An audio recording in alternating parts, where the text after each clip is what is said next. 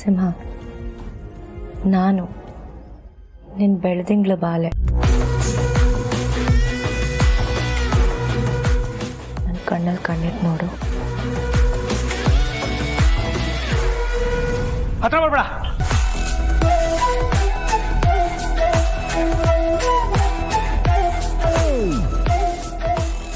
ಯಾಕೆ ಹೀರೋ, ನನ್ನ ಕಣ್ಣಲ್ಲಿ ಕಣ್ಣಿಟ್ಟು ನೋಡಿದ್ರೆ ನಿನ್ನ ಬೆಳದಿಂಗ್ಳ ಬಾಳೆ ಕಾಣಿಸ್ತಾಳ?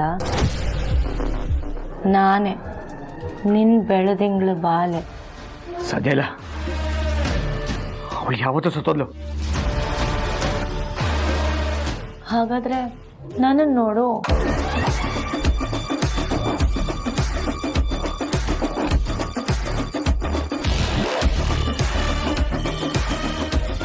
ಸಂದೀಪ, ಬಾರ ಇಲ್ಲಿ. ಏನ್ ಮಗ? ನಾನು ಲವ್ ಮಾಡಿದ ಬೆಳದಿಂಗಳ ಬಾಲೆ ಇವಳು ತಾನೆ? ಹೌದು, ಆದ್ರೆ ನಿಂಗೆ ಅವಾಗ ಗೊತ್ತಿರಲಿಲ್ವಲ್ಲ. ಈಗ ಗೊತ್ತಿದೆಯಲ್ಲ, ಅದಕ್ಕೆ ನೋಡ್ತಾ ಇರು. ಮಗ ಸಾಕ್, ಬಾರೋ ಮನೆಗೆ ಹೋಗೋಣ. ಹೀರೋ, ಮನೆಗೆ ಹೋಗಿ ಏನ್ ಮಾಡ್ತೀಯಾ? ನಾನಲ್ಲ, ನೀನು ಮನೆಗೆ ಹೋಗಂತಿರೋದು. ಇನ್ನೂ ಚಾಲೆಂಜ್ ಮುಗ್ದಿಲ್ಲ ಸಂದೀಪ. ಬೇಜಾನ್ ಎಣ್ಣೆ ಇದೆ, ನೀನು ಬೇಕಾದ್ರೆ ಕುಡಿ. ನನಗೆ ಬೇಡ ಬಿಡು, ನೀನು ಕುಡಿ. ಇವಳು ನಾನೇ ಬೆಳದಿಂಗಳ ಬಾಲೆ ಅಂತ ಸುಳ್ಳು ಹೇಳಿದ್ಲು. ಆ ಹೆಸರಲ್ಲಿ ನನಗೆ ಮೋಸ ಮಾಡಿದ್ಲು. ಇಷ್ಟೆಲ್ಲ ಮಾಡಿದ್ರು ಇವಳೇ ಅವಳೇ ಇವಳು ತಾನೇ? ಮಗ ಕನ್ಫ್ಯೂಸ್ ಮಾಡ್ಬೇಡು. ನನ್ನ ಭಾವನೆಗಳನ್ನ ಹಂಚ್ಕೊಂಡಿದ್ದು, ನನ್ನ ಮನ್ಸು ಕೊಟ್ಟಿದ್ದು ಇವಳಿಗೆ ಅಲ್ವಾ? Correct Narasimha, you are right. ನೀನಷ್ಟೇ ಅಲ್ಲ, ನಿನ್ನ ಭಾವನೆಗಳಿಗೆ ನಾನು ಸ್ಪಂದಿಸಿದ್ದೀನಿ. ನಿನಗೆ ದುಃಖ ಆದಾಗ ನಾನು ನಿನಗೆ ಸಮಾಧಾನ ಮಾಡಿದ್ದೀನಿ. ನೀನು ಖುಷಿ ಪಟ್ಟಾಗ ನಾನು ಖುಷಿ ಪಟ್ಟಿದ್ದೀನಿ.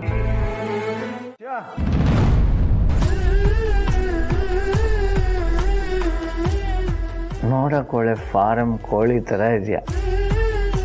ಏನೇ ತಿಂತೀಯಾ? Diet food. ಅದಕ್ಕೆ ಹಿಂಗೆ ಫಿಟ್ ಆ್ಯಂಡ್ ಫೈನ್ ಆಗಿದೆಯಾ? ನನ್ನಂಥ ಅಮಾಯಕರಿಗೆ ಮೋಸನೂ ಮಾಡ್ತೀಯ. ನಾನು ಮೋಸ ಮಾಡಿಲ್ಲ. ಮತ್ತು ಯಾಕೆ ಬೆಳದಿಂಗಳ ಬಾಲೆ ಥರ ಫೋನ್ ಮಾಡಿ ಪ್ರೀತಿ ಮಾಡೋ ನಾಟಕ ಮಾಡಿದೆ?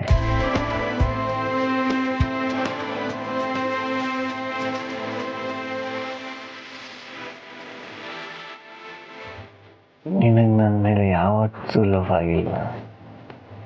ಆ ಫೀಲಿಂಗ್ ನಿನಗೆ ಕಾಡಲೇ ಇಲ್ವಾ?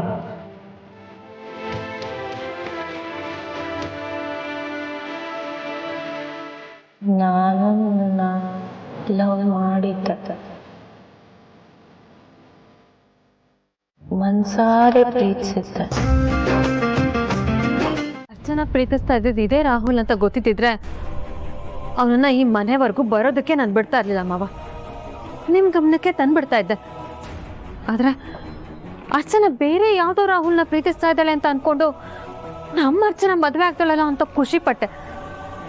ಇದನ್ನ ಸರಿಯಾಗಿ ತಿಳ್ಕೊಳ್ದೆ ನಾನು ತಪ್ಪು ಮಾಡ್ಬಿಟ್ಟೆ ಮಾವ. ಆದ್ರೆ ದೀಪ ಈ ಥರ ಮೋಸ ಮಾಡ್ತಾಳೆ, ಎಲ್ಲ ವಿಚಾರ ಗೊತ್ತಿದ್ದು ಆ ರಾಹುಲ್ ನಮ್ಮ ಮನೆಗೆ ಕರೆಸ್ತಾಳೆ ಅಂತ ನಾನು ಅನ್ಕೊಂಡಿರ್ಲಿಲ್ಲ ಮಾವ. ಇಷ್ಟು ದಿನ ಅವಳನ್ನ ತುಂಬ ಒಳ್ಳೆ ಹುಡುಗಿ ಅಂತ ನಾನು ಅಂದ್ಕೊಂಡಿದ್ದೆ. ಆದರೆ ಇವತ್ತು ಅವಳು ಮಾಡಿರೋ ಕೆಲಸದಿಂದ ಎಲ್ಲರೂ ತಲೆ ತಗ್ಸೋ ಹಾಗಾಗಿದೆ.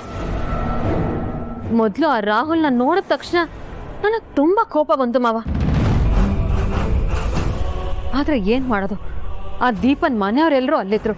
ಮತ್ತೆ ನಮ್ಮ ಅರ್ಚನನ್ಗೋಸ್ಕರ ನಾನು ಸುಮ್ಮನೆ ಇರಲೇಬೇಕಾಯ್ತು.